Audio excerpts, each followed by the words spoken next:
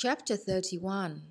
The sixth and last sojourn of Beelzebub on the planet Earth. When, after two Ornakres, the cosmic intersystem ship Karnak had left the spheres of the atmosphere of the planet Vermassan-Zeroonan-Alaram and began to fall back in the direction of the solar system Pandeznokh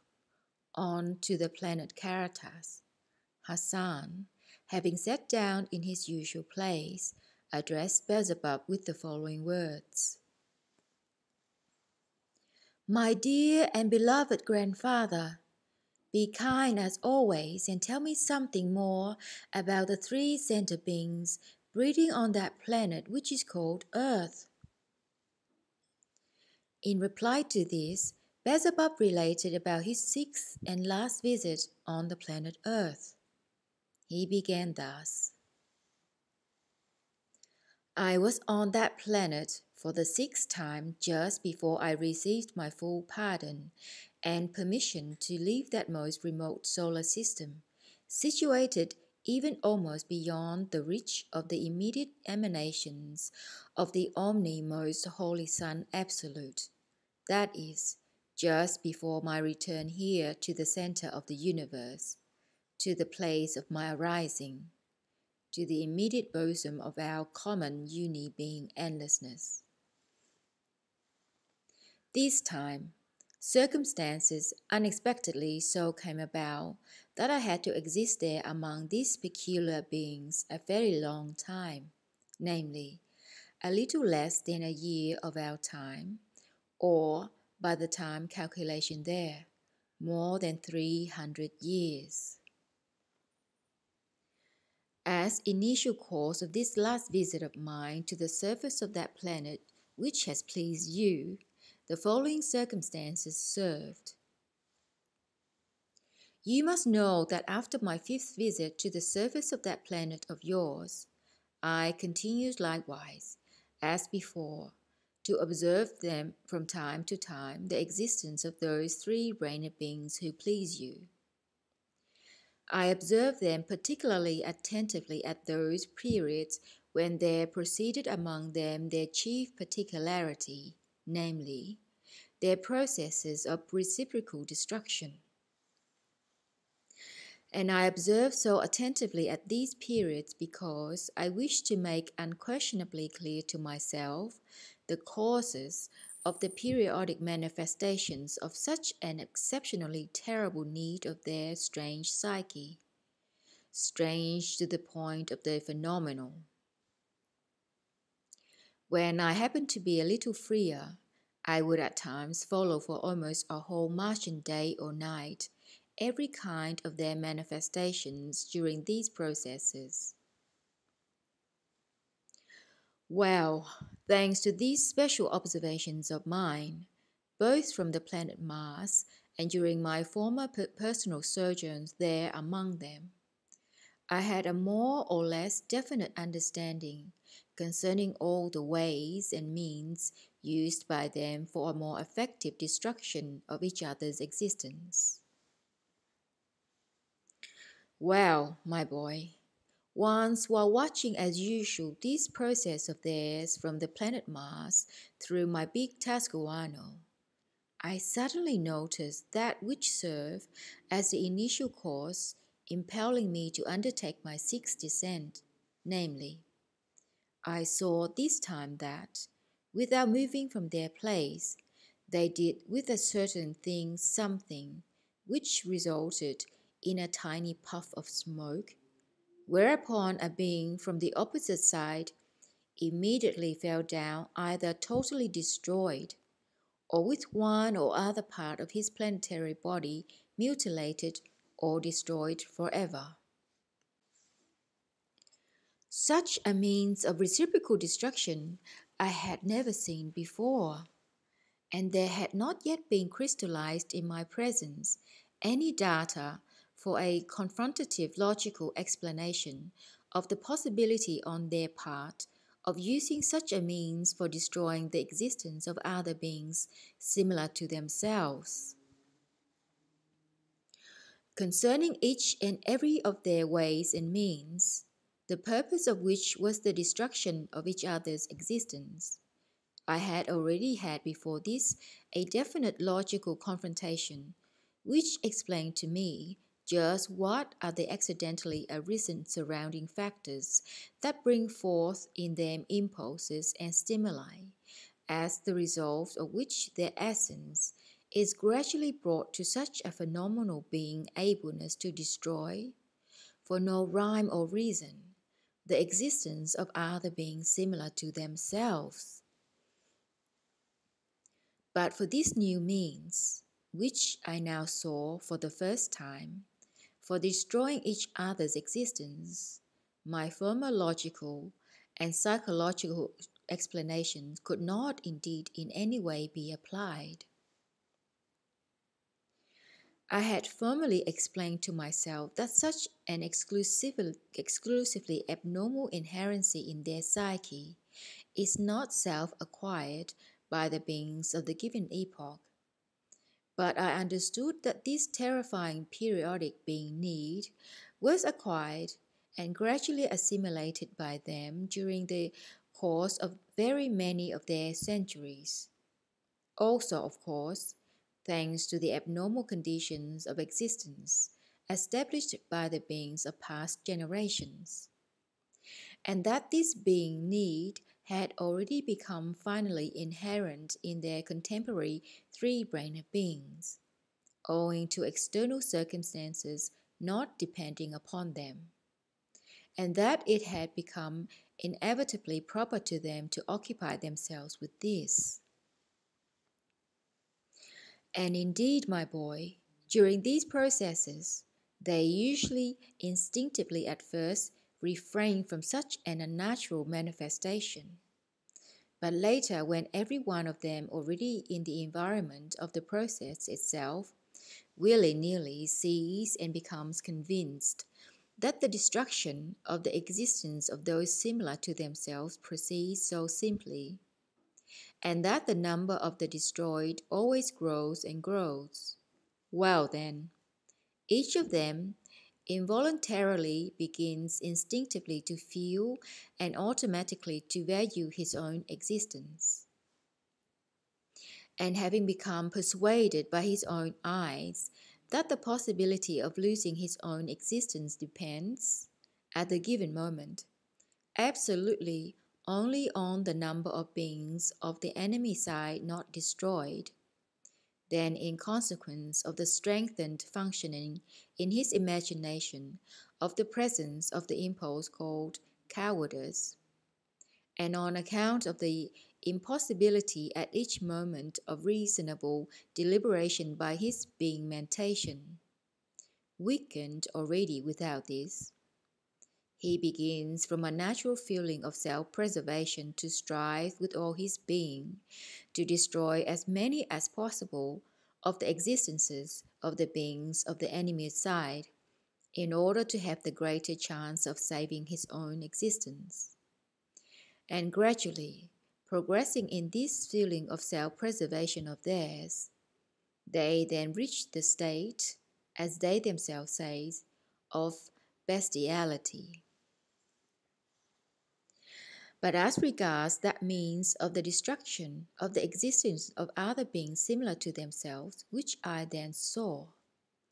it was now impossible to apply to it this logical confrontation at which I had just arrived, simply because I then clearly saw that the enemy side stood fairly far apart, that all warring beings were among their own, and that in these semi-favorable conditions, they quietly and absolutely cold-bloodedly, out of boredom as it were, did something with the help of a something, and thereby destroyed the existence of other beings similar to themselves. Well, this same new means of theirs for the destruction of each other's existence just strengthened in my essence the need to make indubitably clear and to understand all the genuine causes of this phenomenally strange psyche, which had become proper to the presences exclusively of those peculiar three-brained beings. As I had nothing particular to do at this time on the planet Mars,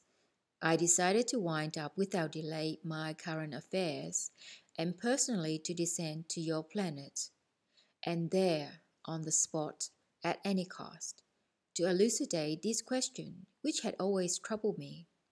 in order that having solved it, I might no longer think about these phenomena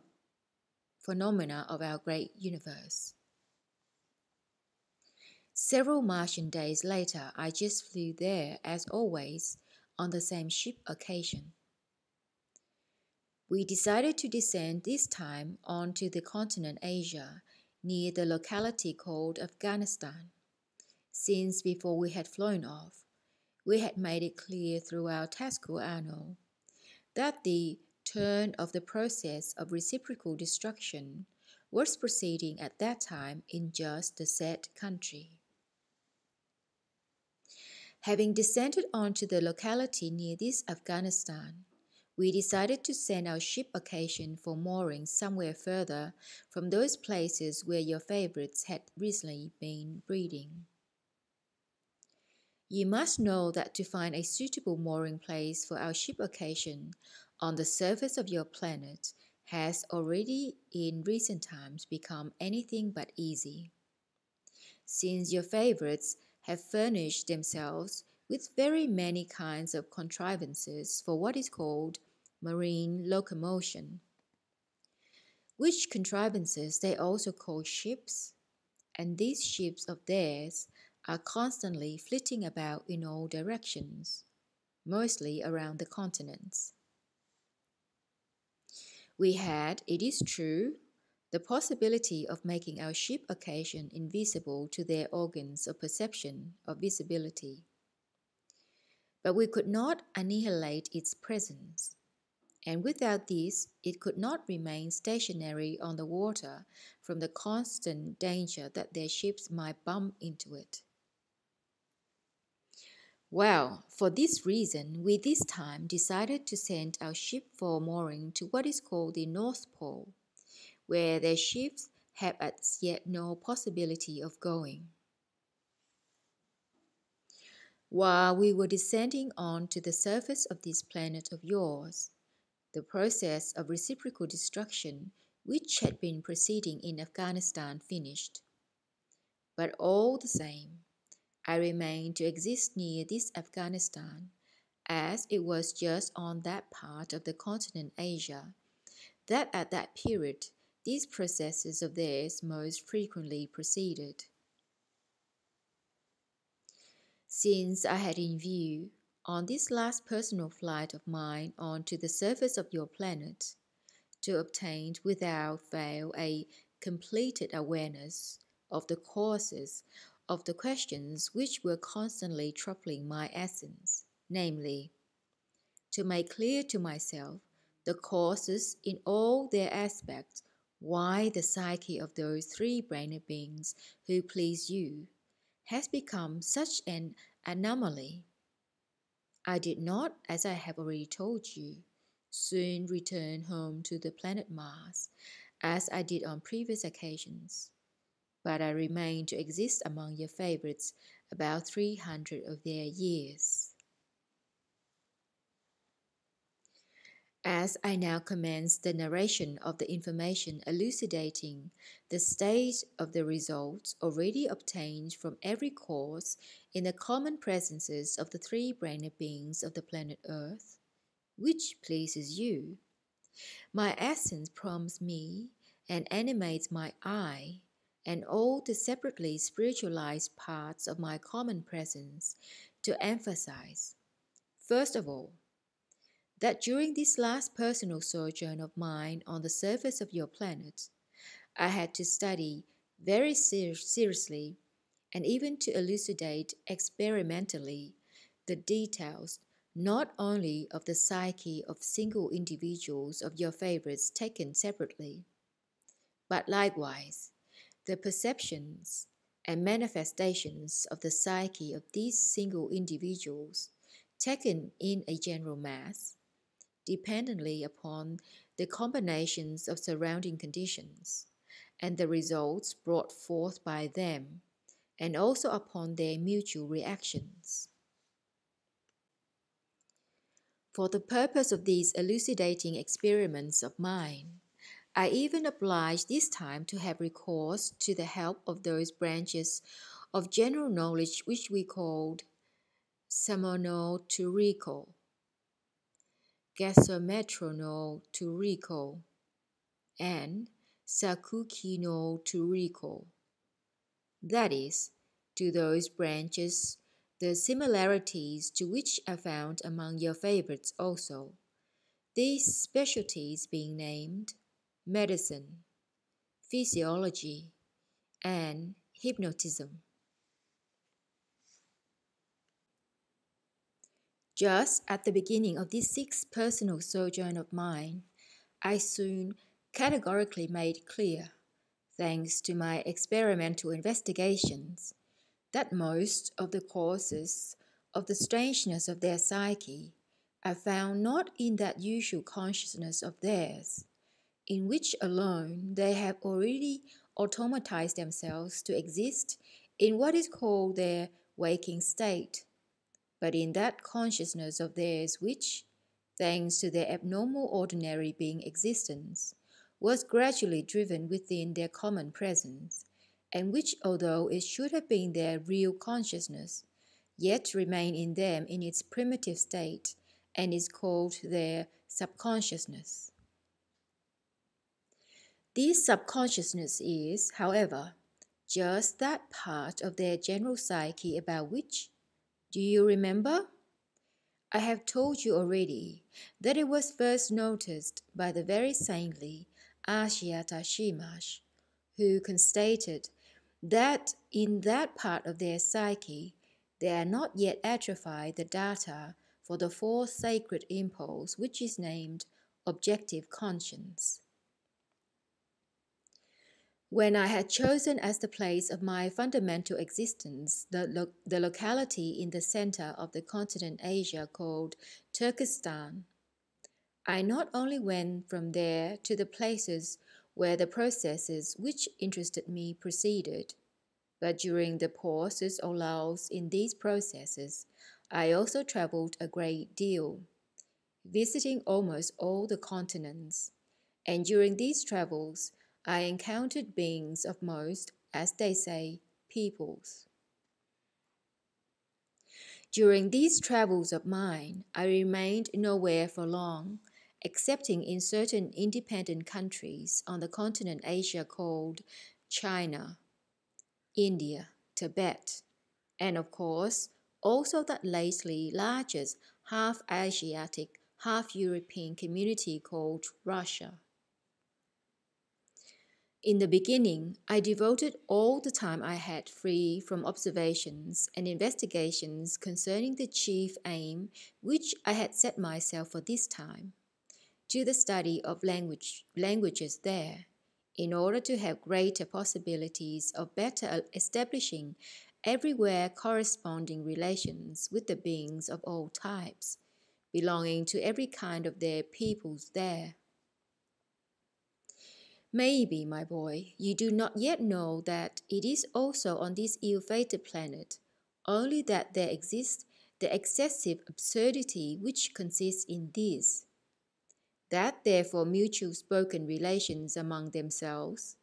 again, thanks to the abnormal external conditions of their ordinary existence, there are as many diverse languages or dialects that have nothing in common with each other as there are separate independent groups into which they have gradually become split. Whereas on all other planets of our great universe, where three-brained beings breed, there is everywhere one common, what is called sound manifesting mutual intercourse. Yes, and this polyglottism is also one of the characteristics and exclusive particularities of these strange three-brained beings who please you. and there for every scrap of terra firma, or even for each insignificant independent group accidentally separated from each other upon such a scrap, there was formed by these strange beings, and there still continues to be formed for spoken relations a quite separate speech. Thanks to this, it now happens there on the planet Earth that if one of the inhabitants of any locality of this planet by chance finds himself in another place of the same planet, he has no possibility whatever of intercourse with the beings there similar to himself, unless he learns their language. Even I, who had then learned perfectly 18 of their different languages, found myself during my travels under conditions at times where I had not even the possibility of getting fodder for my horse, in spite of the fact that my pockets were full of what is called their money, for which in general they will give you with the greatest joy there anything you please.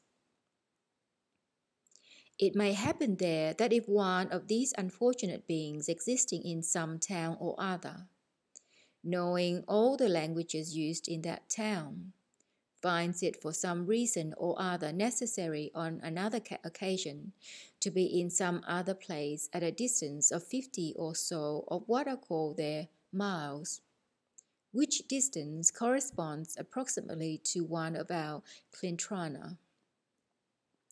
Then this ill-fated three-brained being,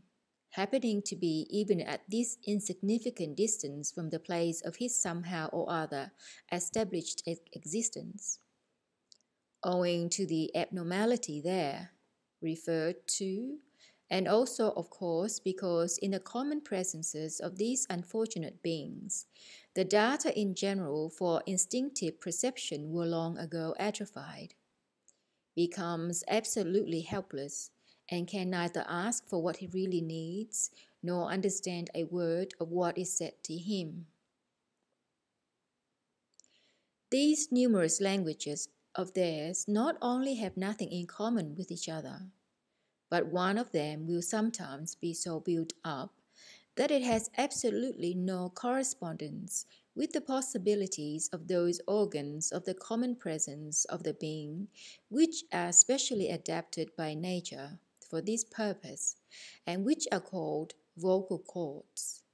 And even I, who have a much greater possibility in this respect,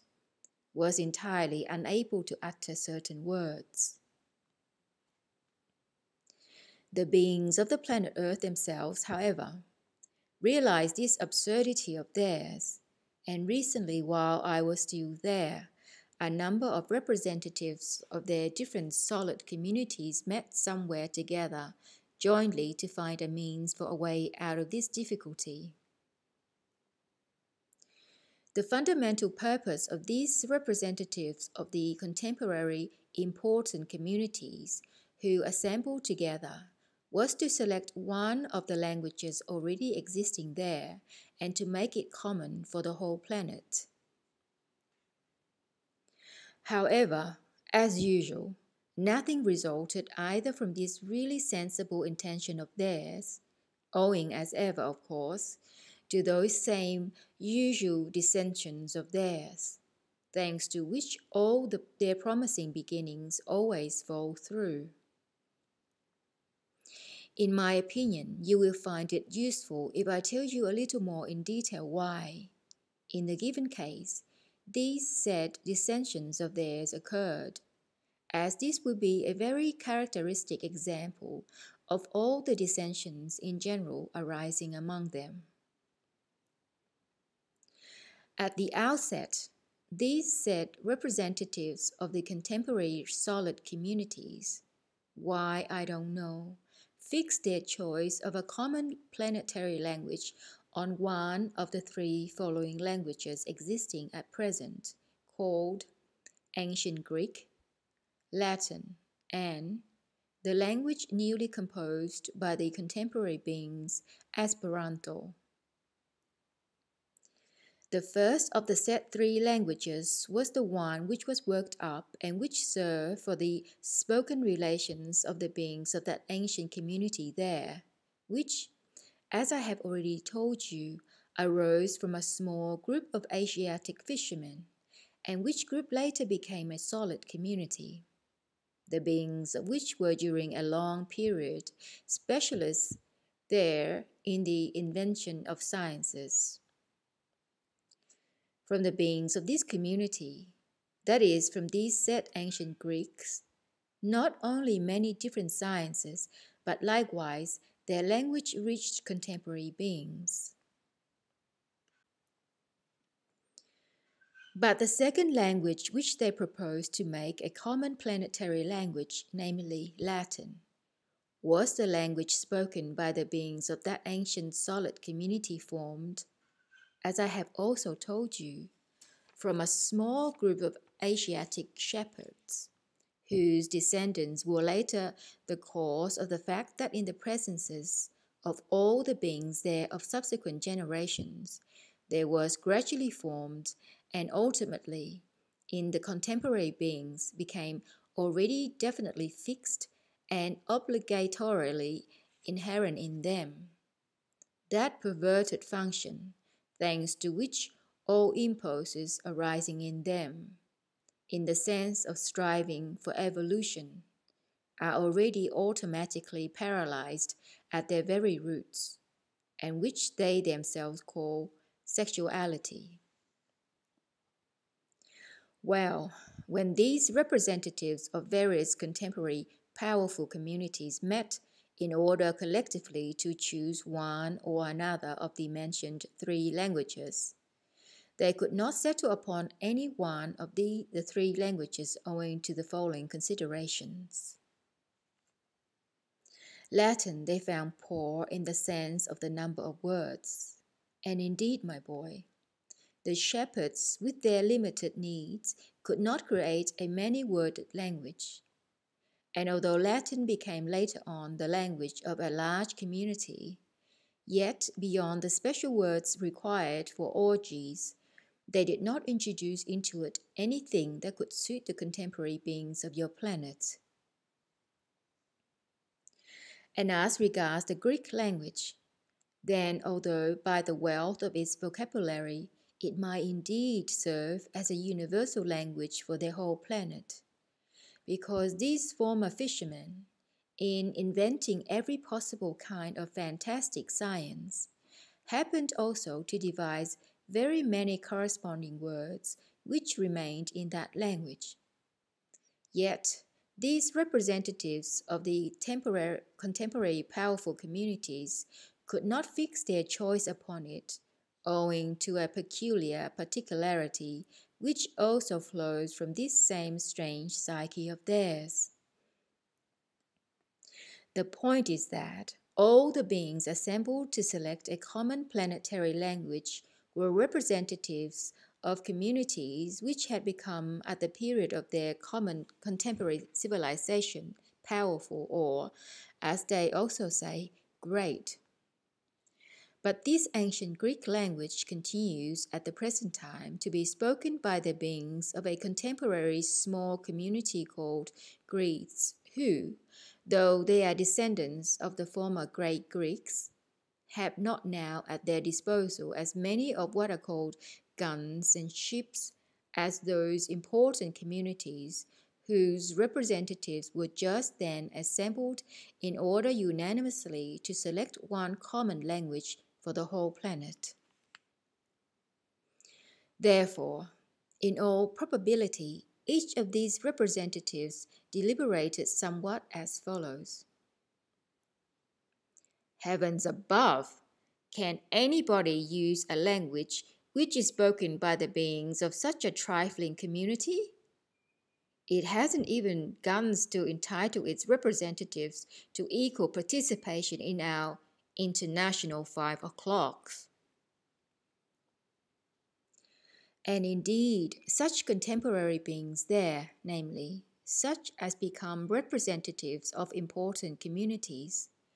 know nothing, of course, of the true reasons why, that is, on their planet, being similar to them, dwelling on one or another part of the surface of their planet, or who make up this or the other community, become at times temporarily important or great. They do not even begin to suspect that this proceeds not because of any particular qualities in the beings themselves of the given communities, but depends exclusively only from what part of the surface of their planet, in correlation with the harmonious movement of the whole of their solar system, there is required at the given period for the purposes of the most great Omni-Universal-Trogoautoegocratic process, more of those vibrations arising either from their radiations or from the process of the sacred Rasguano proceeding with them. And in regard to the third language which these assembled representatives also proposed making the common planetary language, namely, that language which they call Esperanto, over it there did not indeed then arise among them even their usual squabbles, which they characterize with the words foaming at the mouth. They themselves, with all the bobtailness of their reason, immediately reflected that this language could not now in any way be useful for their purpose. The inventors of this language must have imagined that a language is like one of their contemporary sciences, which can be cooked up at home in one's study. Indeed, it never entered into their heads that every more or less practical language can be formed only in the course of many centuries, and even then, only during the process of more or less normal being existence. This new invention there, this language Esperanto, might, however, do for our highly esteemed Mulanasa-Adan for composing the amusing anecdotes he tells his hens. In short, this promising beginning of theirs, in this business of establishing one common planetary language, changed nothing there in their height of absurdity, and everything remained as before down till now. That is, this comparatively petty planet, with a petty half-dead terra firma, continues to remain, as again our dear teacher Mulanasa-Adan says, a thousand-tongued hydra. Well, my boy, when I commenced my investigations, in regard this time to the fundamental aim I had set myself, in order to become assuredly aware of all the causes which produce such a peculiar psyche in the presences of the three-brained beings of the planet pleasing to you, and when therefore it soon became necessary for me to make clear certain of what are called hidden details in the common presence of this psyche of theirs, there unexpectedly arose for me, just at the beginning of this last personal state of mind among them, a very serious difficulty consisting in this, that the bringing to light of these properties hidden within them, namely, the properties found in their subconsciousness, turned out to be possible exclusively only with the intentional help on the part of them themselves, that is, with the help of that consciousness of theirs, which with the flow of time had become proper to be possessed by them during their waking state. Furthermore, I made clear to myself that it was necessary that this said voluntary help should come from the three-brained beings there, of all the types of which in general, during the recent times, they had begun to be completely formed. But meanwhile, by this time, as it proved, there had already been almost atrophied in them every kind of data for the arising in their presences of the being impulse called sincerity. and it was atrophied to such a degree that they no longer had the possibility, even if they wished, to be sincere, and not only with other beings, but even with their own selves. That is, they already could not with one of their spiritualized parts criticize and judge another part of themselves impartially. It must be said here that my subsequent special researches revealed to me that the causes of the atrophying of the data, which should be in them also, for the possibility of being sincere with themselves, had one basis, while the causes of the atrophying of the possibilities of being sincere with others had another. The basis for the atrophying of the first of the mentioned data is derived from the fact of the disturbance of the coordination of their common psyche. The point is that, then, at the beginning of this sixth existence of mind among them,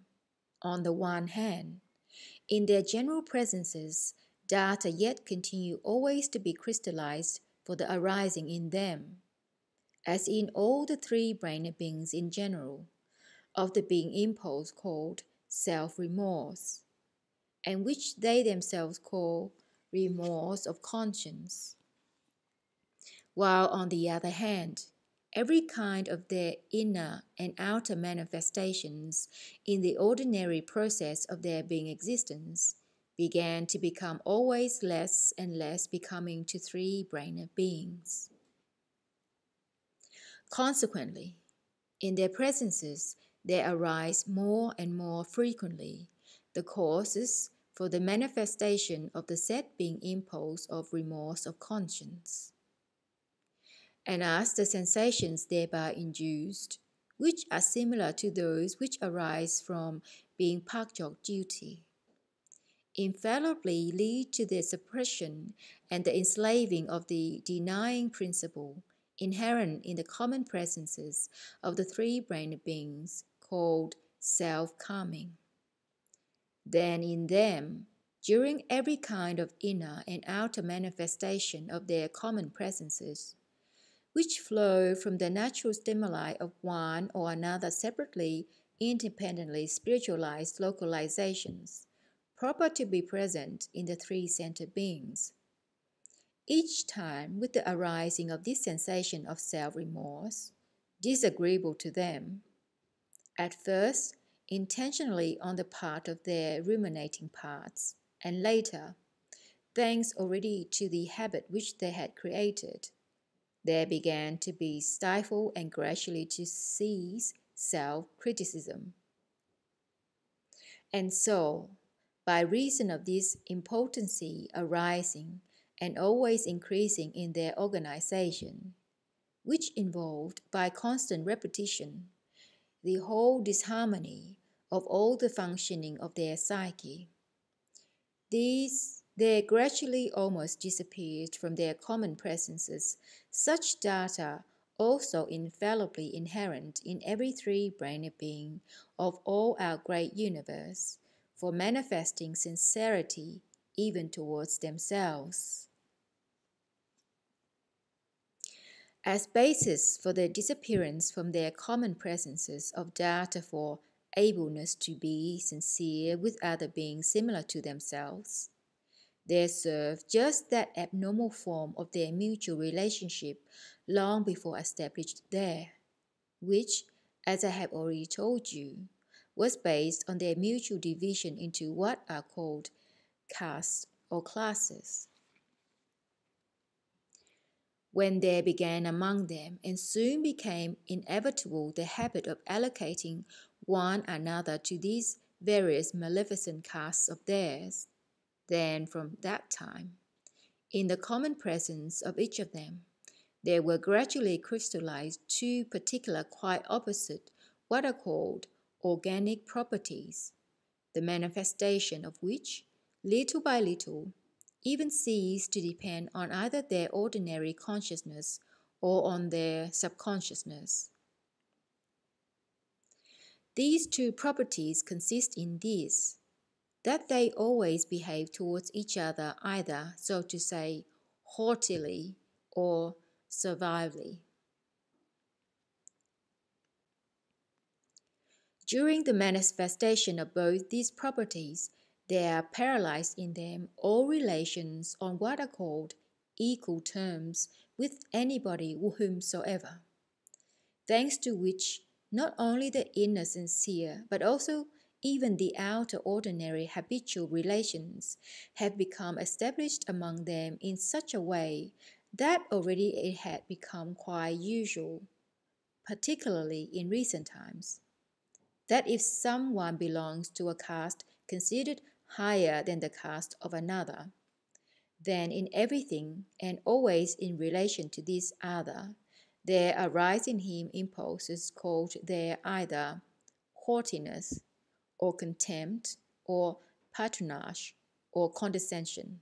and so on. And if somebody considers his own caste lower than that of another, then there will infallibly arise in him impulses which they call self-abasement, false humility, sycophancy, boot-licking, cringing, and many other such specific impulses, the totality of which constantly corrodes in their presences what is called awareness of one's own individuality, which ought to be present in them also. The said property which already became inherent in their common presences gradually led to this, that they lost the habit and automatically ceased to be able to be sincere with other beings similar to themselves, even with those belonging to their own caste. It was for this reason, my boy, that I decided while existing among these favorites of yours this time to choose, from among the professions existing there, that one which gives the possibility at times of automatically establishing among them those relations by which they can be sincere up to a certain degree, and this in order that the possibility might be open to me to make the investigations which were indispensable to me, and by this means to obtain materials for my elucidations. That is why I then became just such a professional there as is called at the present time a physician.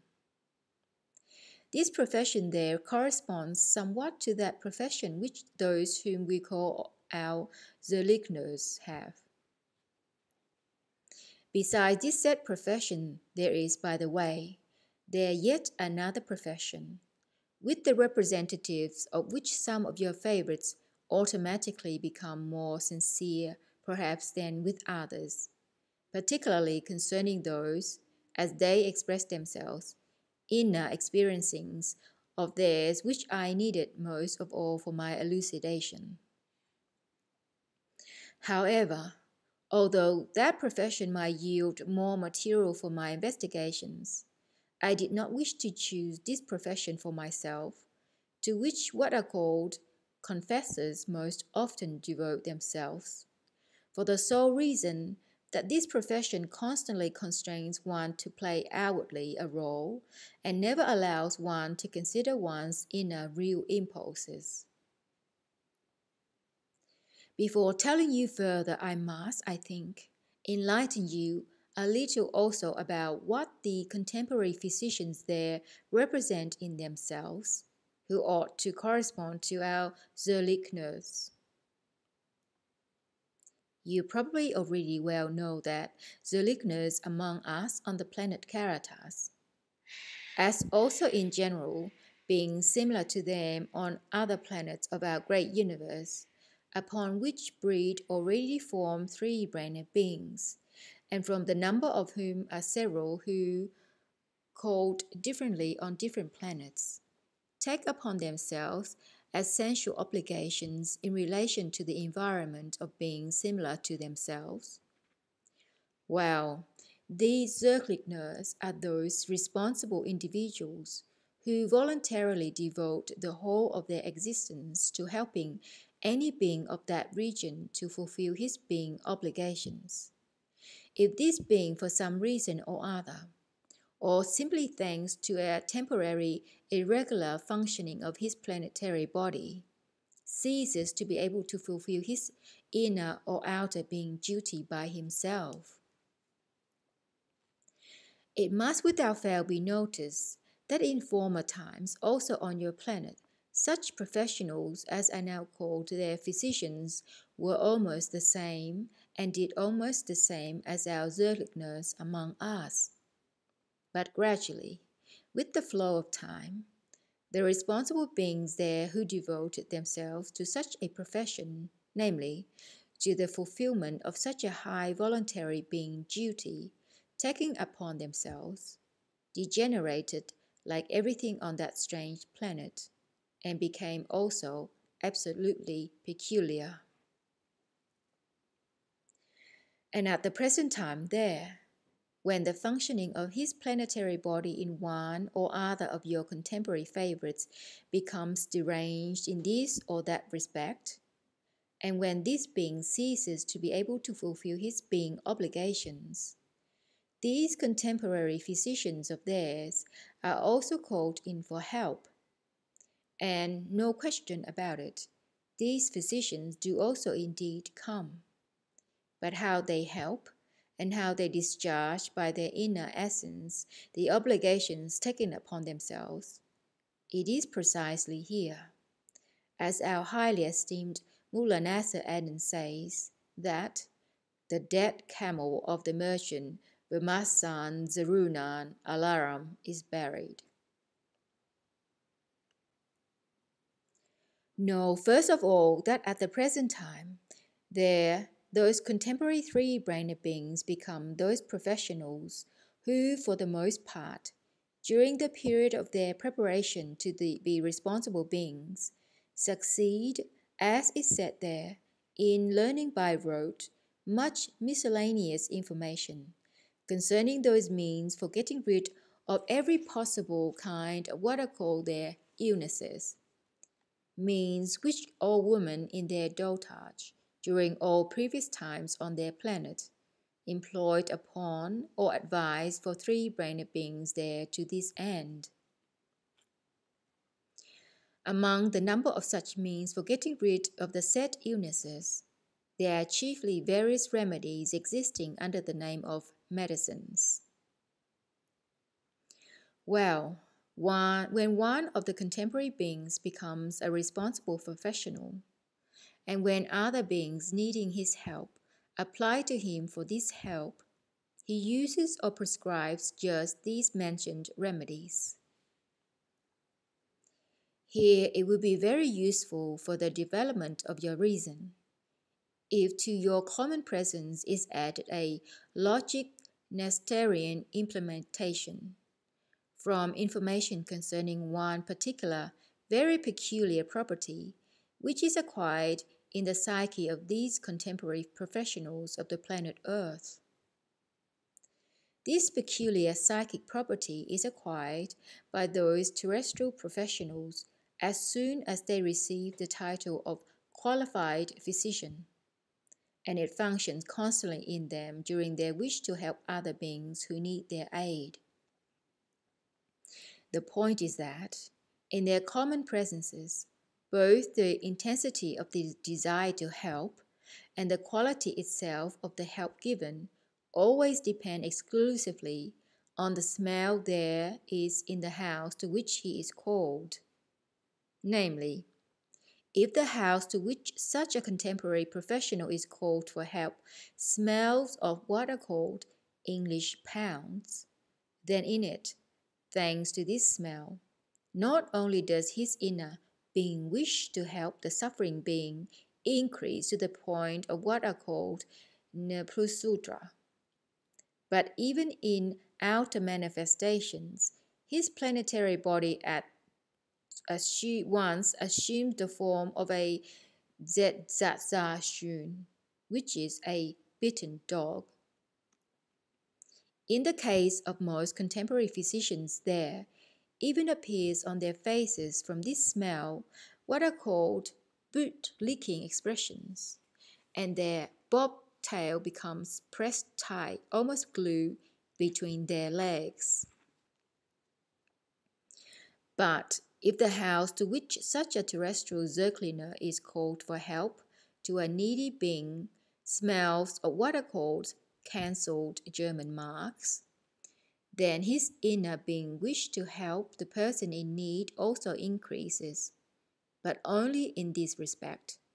that he may write out as quickly as possible what is called a prescription, invented by the Germans, and the more quickly he leaves the house. Here also, I must tell you that when this second case, the contemporary terrestrial beings who have the profession of physician leave the house of the person who needed their help and walk along the street, then all their exteriors, even the muscles of their faces, invariably express something as follows: you cur, look out, otherwise I shall crush you like cockroaches. Don't you see that here comes not just anybody, but a genuine representative of science who has fully assimilated the knowledge given by the highest contemporary seat of learning? It will be most opportune now to tell you a little also concerning those medicinal means I mentioned, which exist there in great numbers under every kind of name, and which on the advice of these contemporary physicians are introduced into themselves by other ordinary beings, ostensibly as an aid in their various illnesses. And it is also infallibly necessary to tell you about it, for, who knows, you too may suddenly have to exist at some time or other on that peculiar planet among these queer folk, and you would not know how to deal with these numerous medicinal means and what significance to give them. First of all, know and remember this, that the young three-brained beings there, particularly of the most recent times, who prepare themselves to take, when they arrive at the age of responsible existence, the profession of a physician, only learn by rote as many names as possible from among the many thousands of these said medicinal means now known there. And later, when they have already become responsible beings, having this profession and receive the official title of physician, and when they are called upon to help the beings who need it, then their whole help consists in this, that they make a being effort of a certain intensity just to remember the names of several of these medicinal means, and to write them later on a scrap of paper called by them prescription, with the intention of prescribing that mixture which should be introduced into the planetary body of, as they say, the invalid. The intensity, however, of their effort depends first of all on the social status of the being needing their help, and secondly, on the number of eyes fixed upon them by the beings surrounding the sick being. Well, further, this said prescription thus written by them is taken by the near relatives of the person needing the help of the contemporary Zirlikner there to one of their contemporary what are called pharmacies, where their pharmacists prepare the required mixtures. And how in general such mixtures are prepared in these pharmacies, and exactly of what they are composed, well,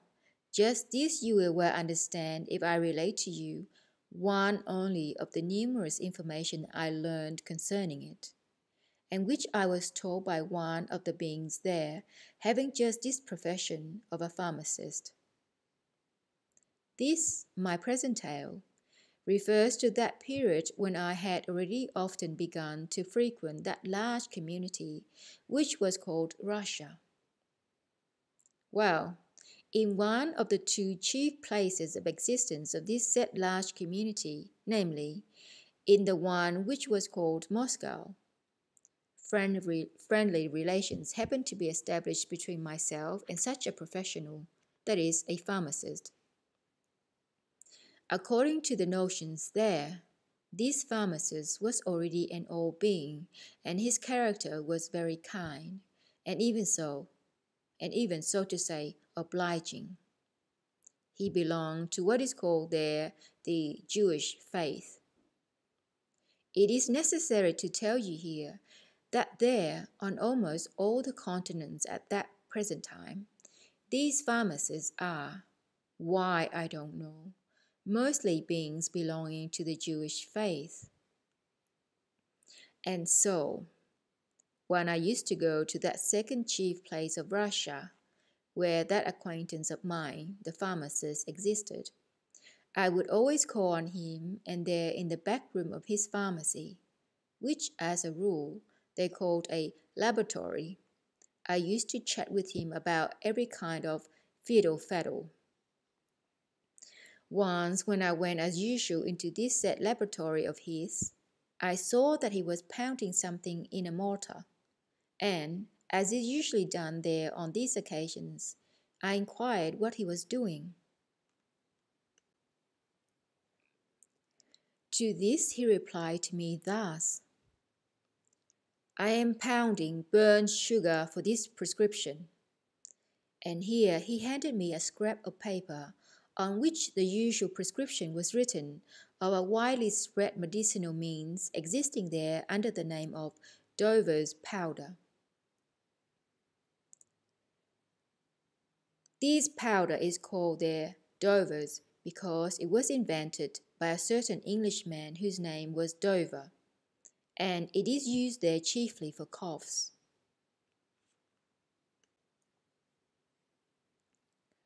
I read the prescription he gave me, and I saw that sugar was no part of it, and much less burnt. Whereupon I expressed to him my amazed perplexity. Whereat, with a good-natured smile, he answered me, Of course sugar has no part in this prescription, but instead it does contain a certain percentage of opium. And he further explained as follows. This Dover's powder is, I don't know why, a very popular remedy among us in Russia, and it is used by almost all the peoples of our enormous empire. Many hundreds of thousands of packets of powder are used here daily all over the country, and the opium this powder ought to contain is, as you know, no cheap thing. And if real opium were put into this powder, the opium alone would cost us pharmacists 6 or 8 kopecks a packet, and we have to sell this powder for 3 to 5 kopecks. Besides, even if all the opium from the whole of the globe were collected, the position would be the same. There would not be enough for our Russia alone. So instead of the prescription of Dr. Dover, we pharmacists have invented another prescription, consisting of such substances as are easily obtainable and which are accessible and profitable for everybody. That is why we pharmacists make this powder of soda, burnt sugar, and a small quantity of quinine. All of these substances are cheap. Well, quinine is, it is true, a little expensive, but then, you see, not much of it is required. Of the total 100% of the composition of these powders, there will only be about 2% of quinine. Here I could not help interrupting him. You don't mean it? But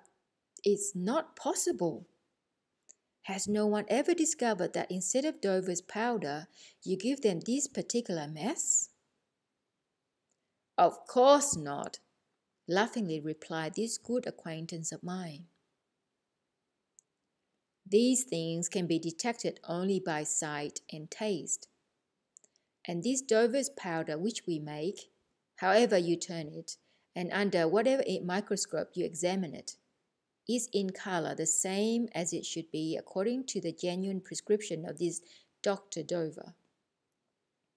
And as to taste, it is absolutely impossible, thanks chiefly to the proportion of quinoa which we put into it, to distinguish it from the genuine powder made with the real opium. But the analysis? I asked him. What analysis? He replied sarcastically, though also with a kind smile. A thorough analysis of a single powder would cost so much that, with this money, you could buy not only half a hundredweight of this powder, but possibly even open a whole pharmacy with it. So it is understandable that, for 3 or 5 kopecks, nobody is likely to be such a fool. Strictly speaking, nowhere is the analysis about which you are thinking ever done. Each town, it goes without saying, has its analytic chemist, and even every municipality has such specialists in its service. But what do they amount to, and what do they know, these specialists, analytic chemists? Perhaps you do not know how these specialists who occupy such responsible posts study, and what they understand? No? Then I shall also tell you about this. For instance,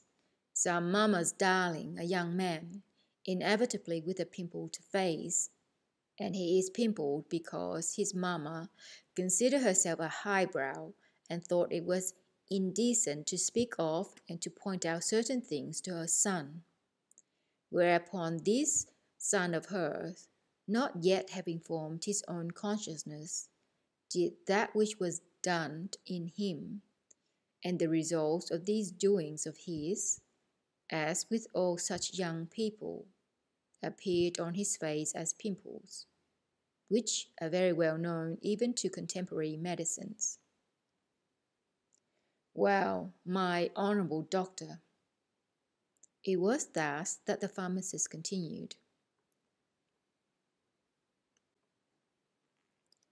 Before, however, continuing, my boy, to tell you further what the kind pharmacist said, I must tell you that when I became a professional physician there, your favourites everywhere call me doctor. I will sometime without fail explain to you about that title of theirs, because owing to that hateful word doctor, a very sad and tragic misunderstanding occurred there once to our dear Ahun. And now listen to what that kind pharmacist there said to me further. He said, "This young man, this mamma's darling, with the pimpled face, studies at a certain university to become a specialist analytic chemist. But there at the university he is bound to study those special books, usually fabricated in Germany by learned beings there. And really, my boy, among these contemporary Germans, especially during recent times, the invention of scientific books in all branches has also increased. Since analysis is also a branch of their science, so in this branch also a great mass of books has already been accumulated among these German scientific beings, and almost all the peoples of Europe as well as other countries use these scientific books." Well, that kind pharmacist said further, "It is this young man who has finished his university course and consequently drawn his knowledge concerning what is called the complex of substances from the books fabricated by the German scientific beings, who must make the analysis of our Dover's powder. In those German books from which he gathered his knowledge of the complex of substances, it is of course also stated of which elements these and the other substances consist, and the formulas of these elements are also certain to be quoted. It is also explained in these books what appearance these substances have, in which are present all the elements which should be in them, and how their external appearance changes if these elements are not in them. Several homemade means for recognizing the substances are also given in these German books, as for instance, by sight, by taste, by burning, and by certain means that ancient grandmothers of old times had heard tell of, and so on and so forth. After finishing the course, this young man then receives the title of analytic chemist. Sometimes it happens that before receiving a responsible post, the young man happens to get practice consisting usually in this,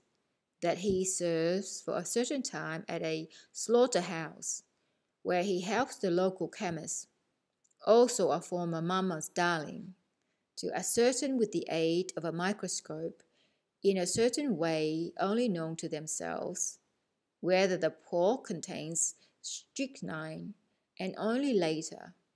when a place is vacant somewhere, is he appointed to the official post of analytic chemist. Well, dear doctor, such an official analytic chemist receives our Dover's powder for analysis. On receiving it, he recognizes it as Dover's powder either by looking at it or by tasting it, as ordinary mortals do,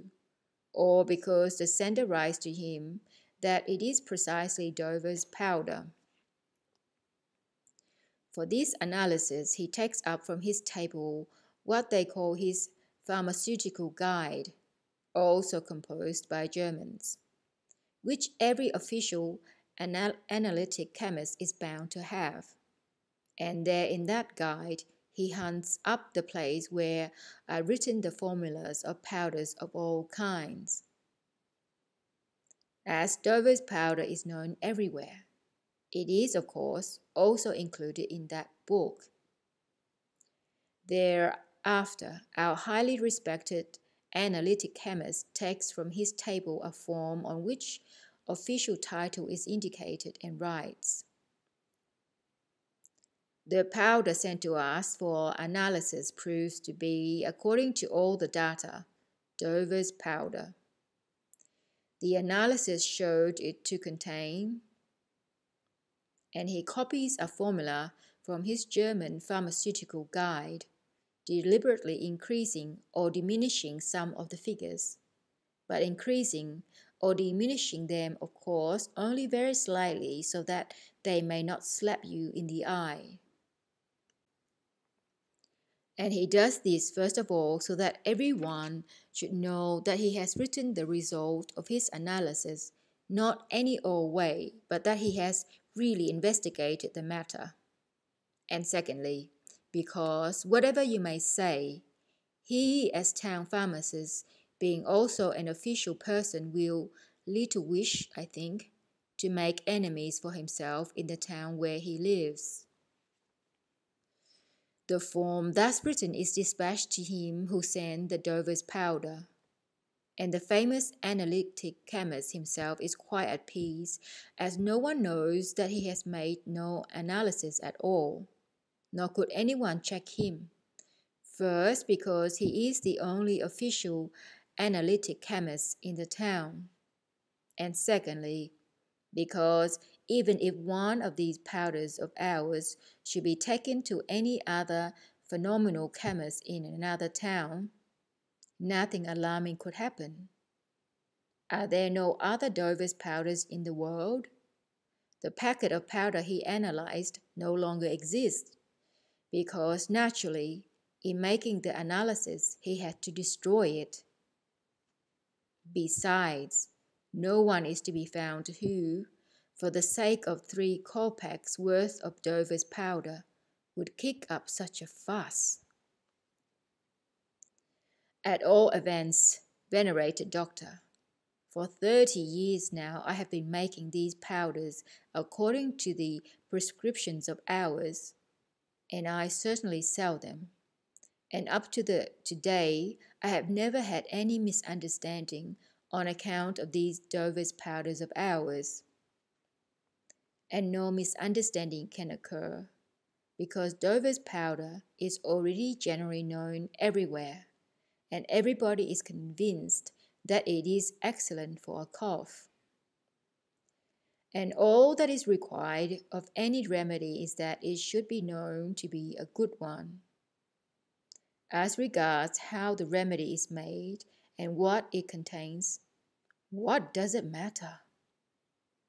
Personally, in my handling of these remedies for many years, a definite opinion has formed in me that none of the remedies known to contemporary medicines can be of any use at all without faith in it. And faith in a person concerning any remedy arises only when the given remedy is known and when many people say that it is very good for a certain illness. It is just the same with this powder of ours. Once it is called Dover's powder. That is enough, because everybody already knows it, and many people often say of it that it is excellent for coughs. And besides, speaking candidly, our new composition of Dover's powder is much better than the real one made from the prescription of Dover himself, if only because it contains no substance injurious to the organism. For instance, according to the prescription of Dr. Dover himself, opium must enter into the composition of this powder. And you know the properties of opium? If a man takes it often enough, even in small doses, his organism soon gets so accustomed to it that later, if he ceases dosing himself, he suffers intensely. But from the powder made from our prescription, this would never happen, since it contains none of that opium or any other substance harmful to the organism. In short, my esteemed doctor, everyone ought, when walking in the streets, to shout from the bottom of his heart, "Long live the new prescription for Dover's powder!" He was going to say something more, but just then our boy brought him from the pharmacy itself a whole stock of various prescriptions, upon seeing which he rose and said to me, "Excuse me, doctor. I am compelled to stop our friendly chat and to get busy on the preparation of these innumerable orders. By bad luck, both of my assistants are absent today, one of them because his esteemed other half must bring into God's world today one more mouth to feed, and the other has to attend the courts because a chauffeur is being accused of kidnapping his daughter." Well, enough of that. If you should really have to exist among these favorites of yours, you will at least know from this last talk of mine that although the physicians there write a dozen wiseacring names in their prescriptions, yet in these official establishments of theirs, which are called pharmacies, their remedies are prepared almost always after the fashion of that Dover's powder. It even happens there that occasionally these kind pharmacists prepare early in the morning a whole barrel of some liquid and a whole box of some powder, and during the entire day they satisfy everyone bringing prescriptions, either by pouring from that common barrel or by taking powder from that common box. In order that this mixture prepared betimes should not always have the same appearance, these kind professionals put in something for coloring with various colors and for changing the taste and smell. In spite of all that I have said, however, I advise you very strongly to be extremely careful with one kind of their remedies, because it does sometimes happen there that these kind pharmacists put into these mixtures something poisonous for the planetary body, of course, by mistake. Moreover, for the beings with normal reasons, the custom has been established there, of course accidentally, always to depict on the label or mixture of that kind what is called a skull and crossbones, so that it may possible always to distinguish that kind of poisonous remedy from the ordinary medicinal means. However, in any case, do remember that from among the number of many thousands of known medicinal means applied by the contemporary physicians there, only 3, and even then only sometimes, produce some or other real results for the planetary bodies of your contemporary ordinary 3-brained beings.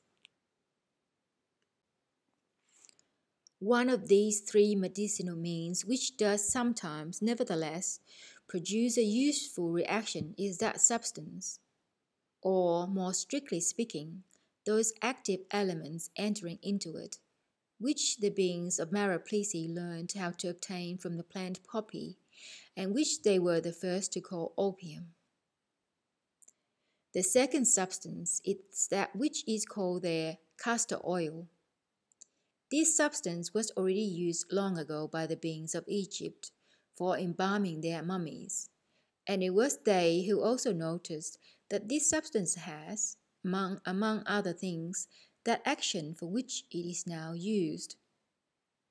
But the knowledge about this castor oil passed also to these beings of Egypt from the beings of the continent Atlantis, who belonged to the learned society Akkadian. And the third substance is that which has been obtained there by beings from the dawn of centuries, from what is called the cinchona tree. Now listen, my boy, to the information about the newly invented name of those terrestrial contemporary physicians articulated as doctor. It would seem that this invention is that also of the beings of the important community of Germany there, and they invented this articulation for the purpose of defining some merit or other of some among them. But this same invention of theirs, which was widely spread on the whole of their planet, became, for some reason or other, the ordinary normal name for all the contemporary physicians there. It must be even emphasized that, thanks to this invention of theirs, there was added there yet one more to the number of factors, the totality of which constantly leads them into error, and by which their being mentation, already weakened without this, becomes year by year more Makhokhitchne. On account of this new word of theirs, even our Ahun, in spite of his having an incomparably more normal presence, and being clothed with that being reason of higher quality, had while we were there a very disagreeable, even an almost idiotic misunderstanding. As for the rest, it will be, in my opinion, be much better if he tells you about it himself. Having said this, Beelzebub addressed himself to Ahun in the following words. Tell us, old man, how this then happened, and what made you for several days the whole time, Skoohiatchiny and Tsirikooakhtz, or as the 3-brained beings of the planet Earth would say, made you just grumble and be irritable like your friend there, Dame Bess. To this Ahun, again imitating the style of Beelzebub, and this time even his very intonation, began to relate as follows. This misunderstanding happened to me owing to the following cause. During this 6th visit of ours to the planet Earth, just towards the very end, we had to exist, by the way, for a little while also in the capital of those same German beings who, as His Reverence condescended to say, invented just this word, accursed for me, doctor. in the hotel where we had the place of our existence, next to my room, or as is said there in the number next to mine, there existed a very sympathetic pair of beings who had only recently completed the sacrament of the union of the active with the passive for the purpose of serving the great all-universal-Trogoautoegocratic process for the prolongation of their generation, or, as they themselves would say, had been married, and they were still considered newlywed. Well, with this young couple, I accidentally became acquainted in the house of some friends of mine, after which this couple often began to invite me to their room for what is called there a cup of tea. At other times, I even myself, without their invitation, used to drop in on them in order to shorten their wearisome German evenings. She was, as is said there, in an interesting condition, and, according also to their expression, was expecting her firstborn. They, as well as I, were in that capital for an indefinite period, and on the business for the profession of the active half of this young couple, and they were therefore existing in that hotel in which we were just staying. There once resounded from them a very nervous rapping on the wall of my room. I instantly ran to them, and it turned out there that himself was not at home, for on that very day he had to go off somewhere, and during this time she had felt faint and, almost without consciousness, had instinctively rapped on my wall. When I entered, she already felt somewhat better, but imploringly asked me to hurry for a doctor. I instantly, of course, rushed out into the street, but once there I thought, but where am I to go now? Suddenly I remembered that not far from our hotel a being lived whom everybody called Doctor. It was even marked on a metal plate in front of his name on the door that he was a doctor, and it was to this doctor that I ran. But it turned out that he was dining, and therefore his servant asked me to wait a little in the drawing-room, having explained to me that the doctor would have finished dinner immediately with his guests and would soon be coming out.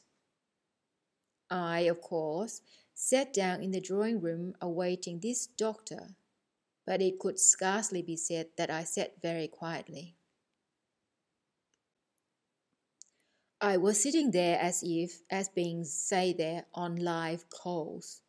because I was most anxious about the condition of my neighbour. But the honourable doctor, however, never came. Almost 20 minutes passed. I could not bear it any longer and rang the bell. When the servant entered, I asked her to remind the doctor about me and to say that I was in a very great hurry and could not wait any longer for him. She went away. Another 5 minutes passed. At last the doctor himself appeared. Hurriedly, I shortly explained to him what I wanted from him,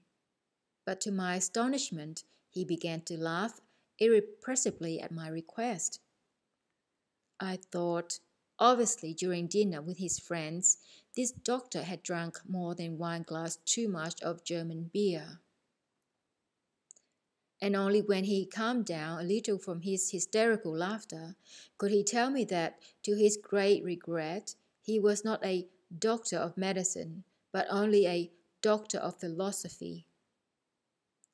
At that moment I experienced such a state as if, as it were, I were for the second time hearing our endlessness sentence of exile passed upon his reverence and those nearest him, and in consequence upon me. Well, our dear Hassan, I left the drawing-room of that doctor and was once more out in the street in the same position as before. Just then a taxi happened to pass. I got into it and began to reflect.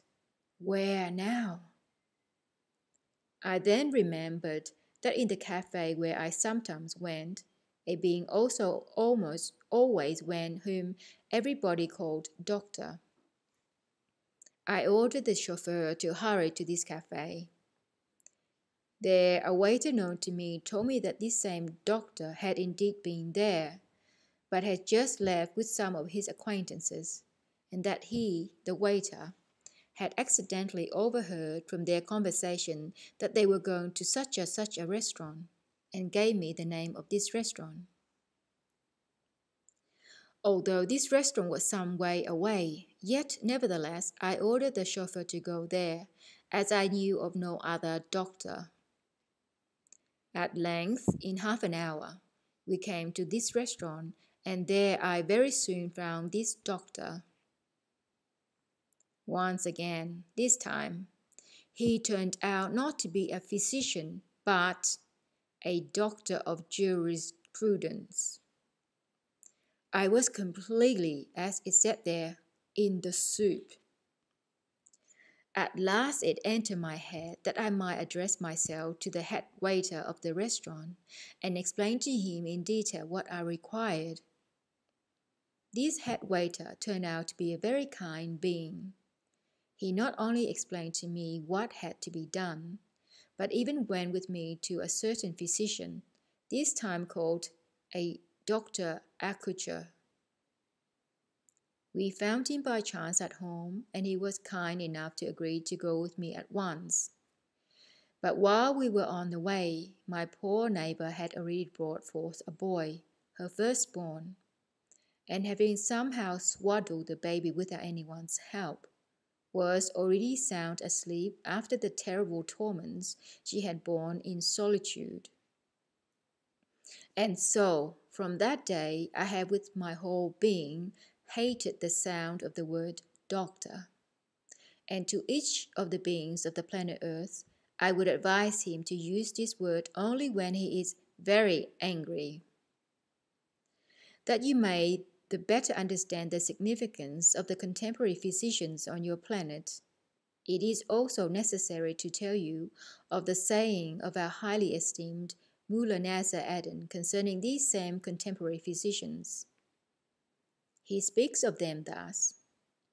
For our sins, God has sent us two kinds of physicians, one kind to help us die, and the other to prevent us living.